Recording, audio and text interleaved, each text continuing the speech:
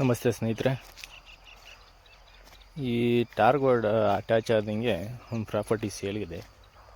22 ಕುಂಟೆ ನೋಡ್ತಿದ್ದೀರಲ್ಲ, ಇದೇ ಫ್ಲ್ಯಾಟು.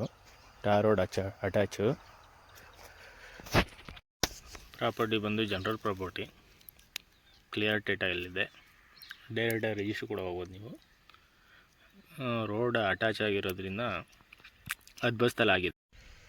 ಇದು ಸಾಯಿಲ್ ಬಂದು red soil. Maralavadi to Kanakapura main ರೋಡಲ್ಲಿ ಪ್ರಾಪರ್ಟಿ ಬರುತ್ತೆ. ಇದು ತುಂಬ ಚೆನ್ನಾಗಿದೆ ಪ್ರಾಪರ್ಟಿ. ರೋಡ್ ವಿಡ್ತ್ ಬಂದು ಒಂದು 40 ಫೀಟ್ ಬರುತ್ತೆ. General property.